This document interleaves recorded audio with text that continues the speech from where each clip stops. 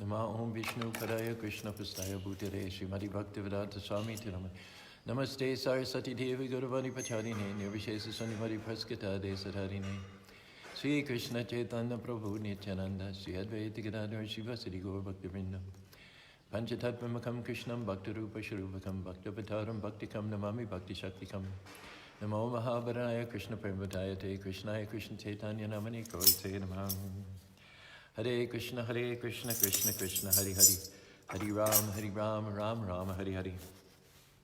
We're on 17th verse, first chapter, 6th canto, Srimad Bhagavatam. Translation is, the Sanskrit, Yadrikshino hiyayam loke pantashema kutabaya shushira shadavo yatra narayana parayanaham. The path followed by pure devotees who are well behaved and fully endowed with the best qualifications is certainly the most auspicious path in this material world. It is free from fear and is authorized by the Shastras or the scriptures. Report by Srila Prabhupada. One should not think that the person who takes to bhakti is one who cannot perform the ritualistic ceremonies recommended in the Karma Kanda section of the Vedas, or is not sufficiently educated to speculate on spiritual subjects. Mayavadis generally allege that the bhakti path is for women and illiterates. This is a groundless accusation. The bhakti path is followed by the most learned scholars, such as Sri Chaitanya Mahaprabhu, Ramanujacharya, the Goswamins. These are the actual followers of the bhakti path. Regardless of whether or not one is educated, aristocratic, one must follow in their footsteps. Mahajana yena gatasa panta. One must follow the path of the Mahajans. The Mahajans are those who have taken to the path of devotional service. For these great personalities are the perfect persons, as stated in the Srimad Bhagavatam, 5th canto, Yashasti Bhaktir Bhagatiya Kinchana Sarvagunastata Samastya Suraha Haro Bhaktasya Kuto Mahadgana Manore Tanashiti Dahavatopihi. One who has unflinching devotion to the personality of Godhead has all the good qualities of the demigods. The less intelligent, however, misunderstand the bhakti path and therefore allege that it is for one who cannot execute ritualistic ceremonies or speculate. As confirmed here by the word sadrichina, bhakti is the path that is appropriate, not the path of karma kanda and jnana kanda. Mayavadis may be shushila shadava, well-behaved saintly persons, but there is nevertheless some doubt about whether they are actually making progress, for they have not accepted the path of bhakti. On the other hand, those who follow the path of the acharyas are shishila and sadhava, but furthermore their path is akuto bhaya, which means free from fear. One should fearlessly follow the 12 Mahajans and their line of disciplic succession and thus be liberated from the clutches of Maya.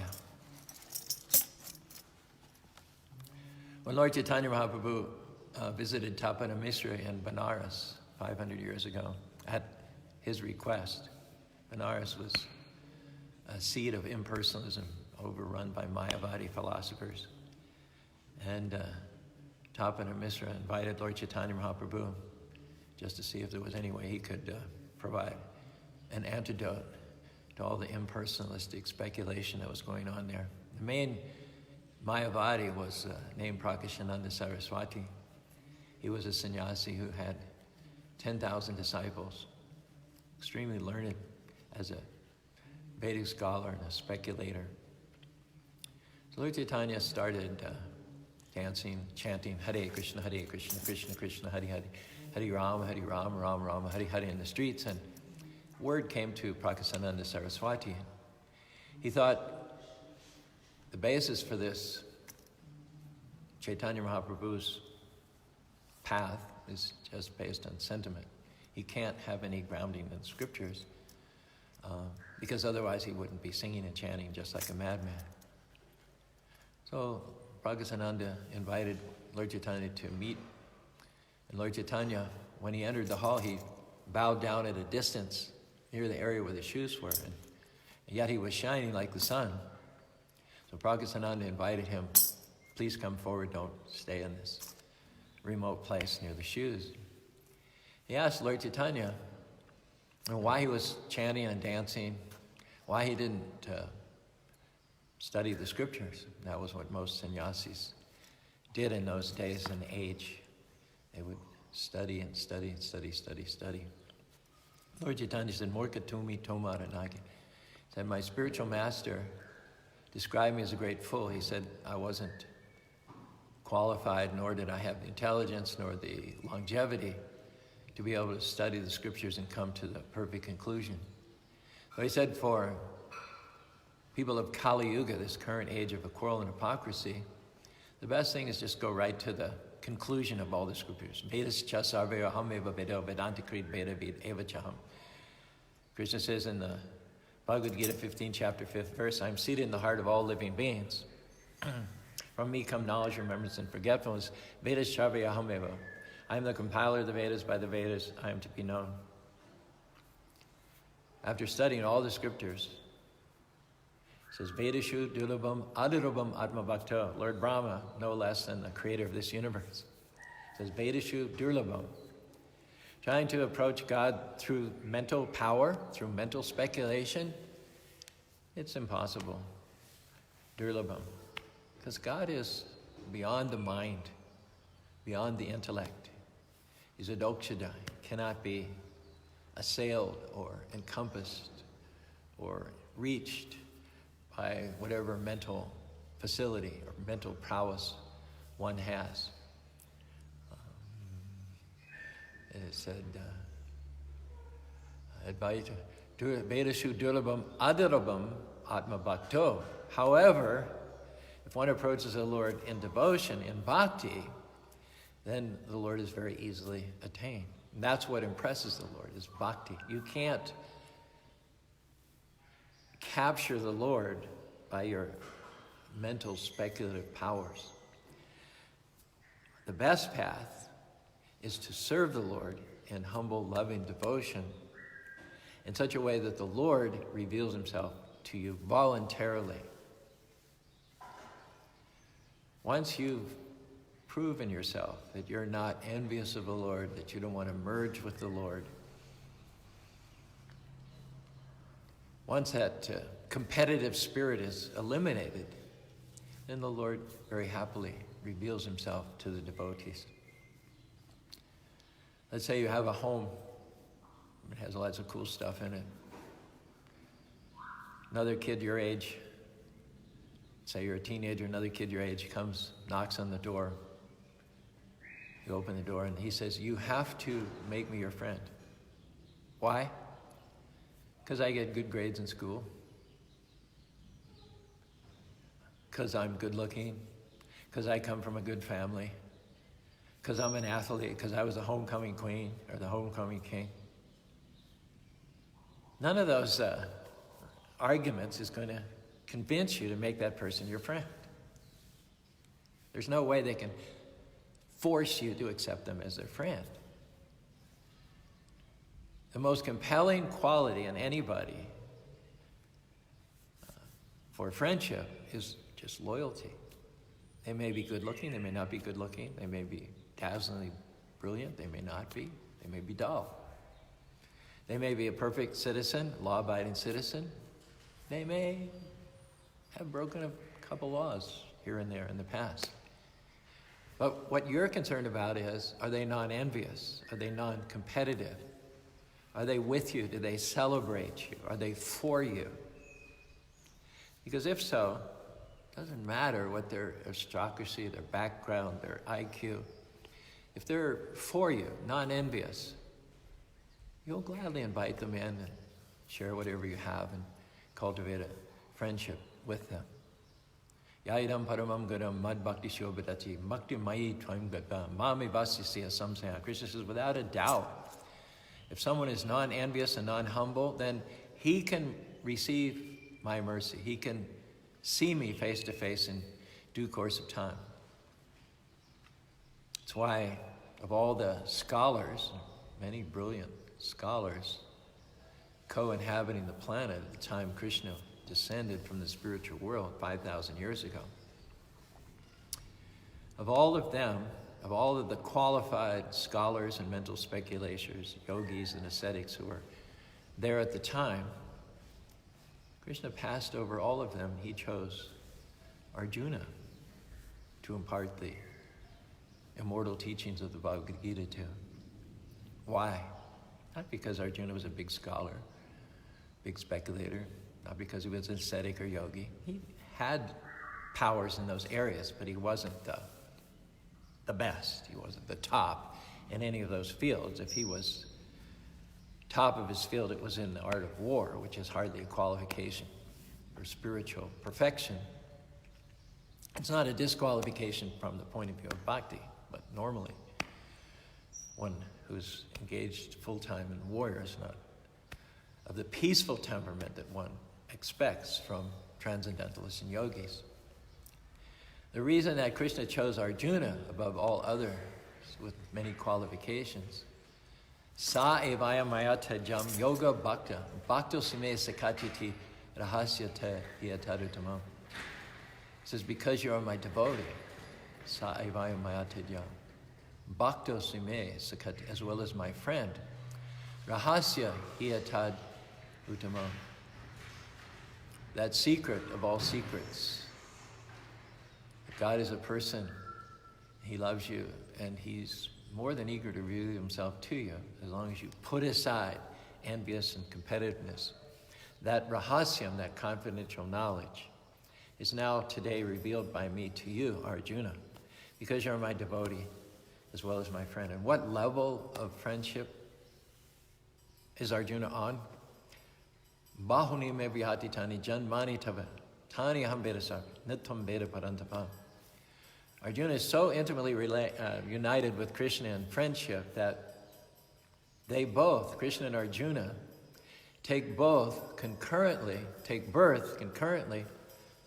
over and over and over again. Yada yada hi dhammasya glani bhavati bhavata bhutanama dharmasya. Krishna says, I come to reestablish the principles of religion and to curb irreligion. And in order to do that, he brings his friend and his devotee Arjuna with him and uses Arjuna as an instrument. In fact, gives Arjuna all the credit. Prakati krimani gunai karmarasha ahankara vimurava kartaham iti manyate. It is Krishna who does everything. The unenlightened souls think, well, I'm doing this, I'm achieving. It's by the sweat of my brow, I work for this, and this is my just deserts. That is the thinking of the unenlightened person. Prakriti kriyamanani. I am doing everything. Although we are not the controllers, we're not in charge, we're not the creators, but we still think some or other we have power to control outcomes and to dictate conclusions. This is due to ahankara. Ahankara bimudatma, being bewildered by ego, by false ego. One thinks oneself the doer, when in actual fact, Krishna is the doer. So one who thinks himself the doer, sooner or later, will be embarrassed. It's like now. A month ago, political leaders of various countries were strutting around, taunting each other, boasting about their tanks and their guns and their missiles, their satellites, their gross national product, thinking that we're the doers, that under my administration, things have come up, things are flourishing, we're experiencing a golden period. And yet one little tiny microscopic virus, brought everybody down to their knees. One beneficial effect of the current crisis is that we don't see the leaders anymore strutting around, boasting, thumping their chests. In fact, we see many of those leaders one by one. The Prime Minister of England, yesterday he was diagnosed with the virus himself, so he has to go into self-isolation and quarantine. It's a kind of a mercy on us in one sense, because it snaps us back to reality that we are not the controllers. God is the controller. However, he prefers to act through his non-competitive, non-envious devotees. Krishna wanted to paritanaya sadam vinasita dharma samstapara sambhavamidam. He wanted to rid the world of the burdensome effect of tyrannic, despotic kings, Duryodhana, Sisupal, Jarasandha, Salva. But how he accomplished that was through such devotees like Arjuna. Krishna is Atmaramasya Munaya Nagranti Abhirakuram Korvanti Aitikam Itam Bhutaganahari. He doesn't need to draw attention to himself. He doesn't need people to vote for him in order for him to be elected God. He doesn't need anything to make him more complete, because he is, by definition, always complete, self-satisfied, full of bliss, Ananda Chinmaya Rasha. So he really doesn't need to do anything, because he has nothing to prove to anybody. But when he acts, he pretty much always acts through his devotees. Pretty much empowers them. To Arjuna, he says, Tashma Tvam Utishta Yashola Bishva Jitva Shatvam Bhunjaya Rajasamadam. Those opponents, those bad guys over there headed up by Duryodhana, Krishna tells Arjuna, Jitva Shatvam, they're already defeated. They're already defeated by my arrangement. Tashma Tvam Utisha Yashola Jitva Shatvam Bhunjaya Rajasamadam. Mayaiva Bitan Purvamiva Nimitra Matra Baba Sabya Sachin. Sabya Sachin, he calls Arjuna Sabya Sachin, means one who is a great bowman.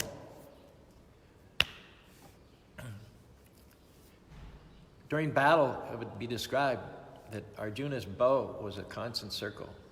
So fast was he to take the arrows from the quiver, notch them on the string, and release them, that his bow never straightened out. It was just like a circle, shooting arrows of fire constantly.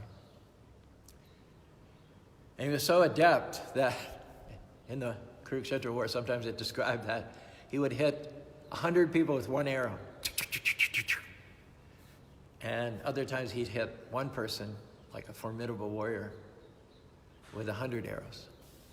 So Krishna calls Arjuna Savyasachin, the foremost bowman on the world at that time. And within 18 days, Arjuna had conquered all the forces of evil, paved the way for the pious, righteous Yudhisthira to take the throne and rule the people justly so that they could go back home, back to Godhead. However, even before the battle, even before a conch shell was blown, a chariot started up, a javelin was thrown, an arrow was launched. Before all that, Krishna says to Arjuna, Nimitra Matra Jitva Shatpam, they are already defeated by my arrangement. And what does that tell us? Krishna actually is the doer. And the key to success, abundance, fulfillment, satisfaction, the key to accomplishing the mission that God created you for and put you here for is to rid yourself of any envy, which includes mental speculation, trying to understand God through mental speculation, and of course, we're only here for 60 or 70 years. So we're not meant to accumulate stuff while we're here. That's a very low level of knowledge or realization. And we don't even have to go there. But even the mental speculator, who is a better caliber person than the fruitive worker, the karmi, who just lives for stuff, even the mental speculator can never reach the Supreme Personality of God. He can never get the favor of the Lord. Only Vedashu Dudabam Adarabam Atma Bhakta, only through non-envious, non-competitive devotional service can one achieve the mercy of the Lord. And when that happens, the Lord works through you to make a change, just like he did through Arjuna. And the interesting thing is, he doesn't always pick the most handsome, the most well-born, the most educated, the most well-connected, the wealthiest. In fact, if you think about it, it shows God's power in a greater way if he picks those whom we would least expect. We would expect those with certain material qualifications like high birth or wealth or connectivity or good looks to be the ones in the forefront of doing God's will in the work. However, sometimes good birth, good connections, wealth, aristocracy go to your head. The conscience becomes tainted and polluted.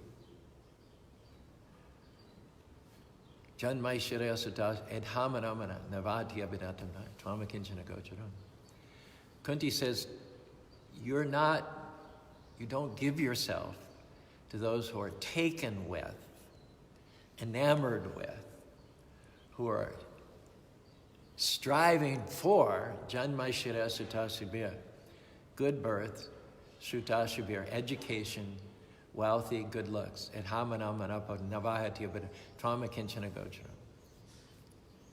Basically, those who have cleared the decks, you might say, those who have put aside temporal, material ambitions as well as mental speculation, those are those who Krishna works through. And sometimes they're older than what you might expect. They're not as good looking as what you might expect. They may not be as intelligent as other people. They may not have the connections as other people. But really, there's only one family that we need to be interested in being part of, and that's Krishna's family. There's only one real level of intelligence that we need to aspire for, and that's Krishna's intelligence working through us. There's only one level of opulence or income that we need to be concerned about, and that is the fact that God is Sarvaloka Maheshwaram. He owns it all. He owns it all. And there's no limit to what he can provide when you're right in the middle of his mission for your life. I was in Los Angeles one time, Prabhupada was giving the lecture, and he said, I came with $4, 70-year-old man. Many of my godbrothers were younger, they'd been sannyasis. One might have expected them to have come to America or Europe and be successful. But by the time I reached my 59th, 60th year, and it was apparent that none of the other disciples of Bhaktisiddhanta were going to attempt to transplant the mission of Lord Chaitanya Mahaprabhu overseas, then I started preparing and girding myself in order to do it. I had no longer youth, I had no longer good health, I had no money. I came to America basically penniless, without any friends, without any support, moving from here to there. And he said, as he sat on the Vyasasan there in Watika Avenue, Los Angeles, he said, now we have purchased this building, we have centers, we have men, and he would say the numbers. You know, we have 300 men, and he would say, we have 5 vans. And we're spending per month $15,000.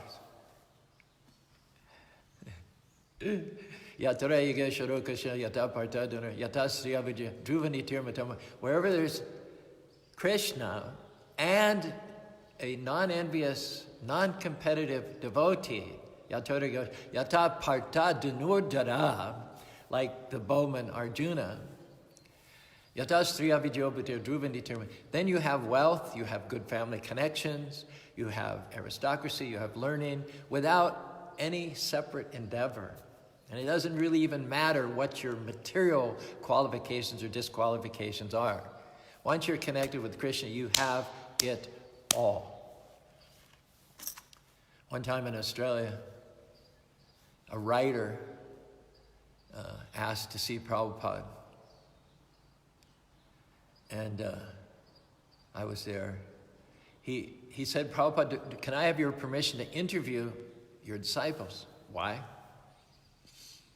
Well, I want to talk to them and learn about their backgrounds and try to intimate what it was that made them come to Krishna consciousness. If there's some common denominator, some overlap.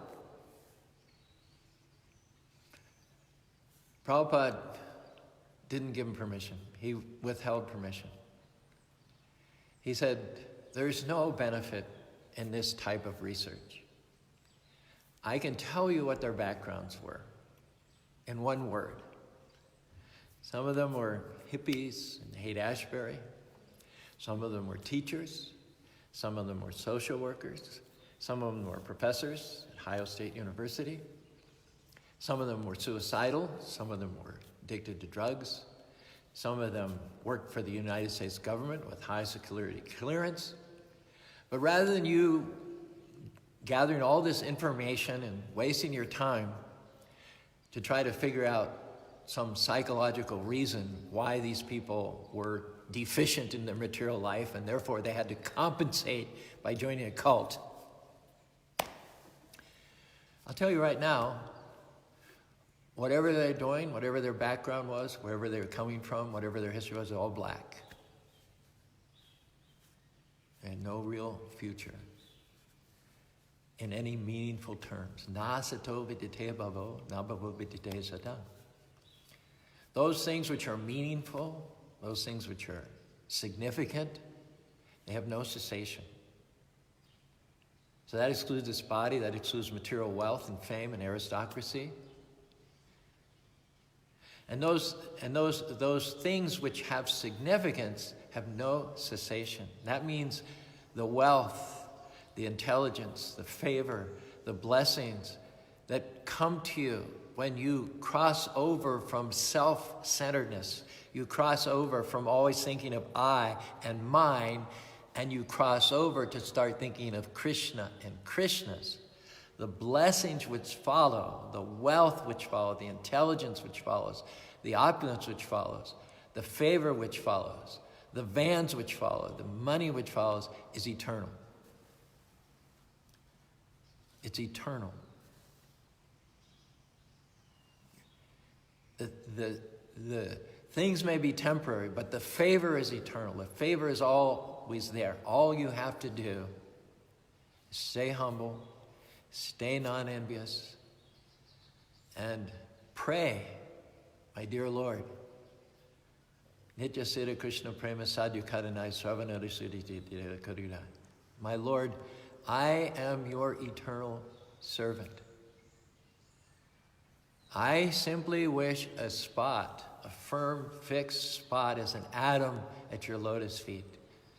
Simply work through me to accomplish your purposes in the world.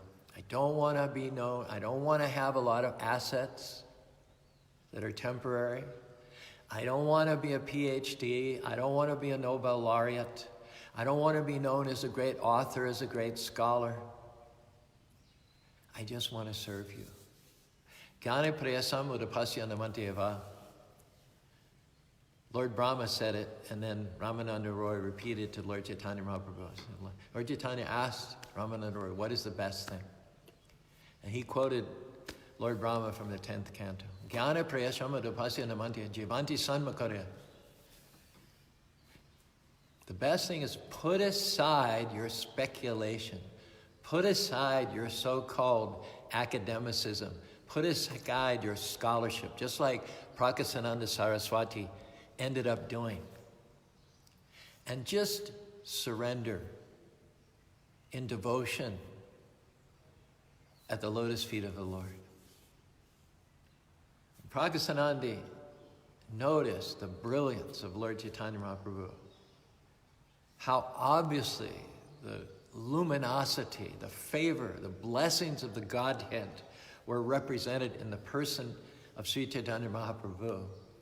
He was fortunate enough, he was astute enough, he was a devotee at heart to put aside his famous reputation, put aside his learning, Put aside his impersonal conception of the absolute truth and achieve the summum bonum, achieve the perfection of life, the perfection of knowledge, the perfection of energy by simply laying himself out flat like a stick at the lotus feet of Sri Chaitanya Mahaprabhu, surrendering to him, saying, my Lord, for so long, I thought I was independent. I thought I was the doer. But now, in your presence, or in our case, in the presence of your representative, Srila Prabhupada, in the presence of the holy name, Hare Krishna, Krishna Krishna, Hare Hare, Hare Ram, Ram Ram, Hare Hare, I realize that I'm not the doer. I'm not the accomplisher. I'm not the controller. I'm not the enjoyer. You are. And I surrender to that wholeheartedly.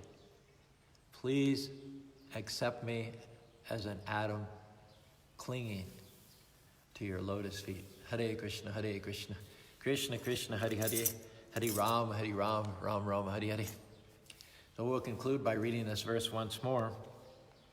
The path followed by pure devotees who are well behaved and fully endowed with the best qualifications is certainly the most auspicious path in the material world.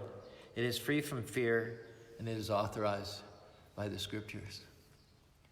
So right now, thanks to Jimmy Divine, Meenakshi Draupadi, Ladali, Cabezas for being with us at present.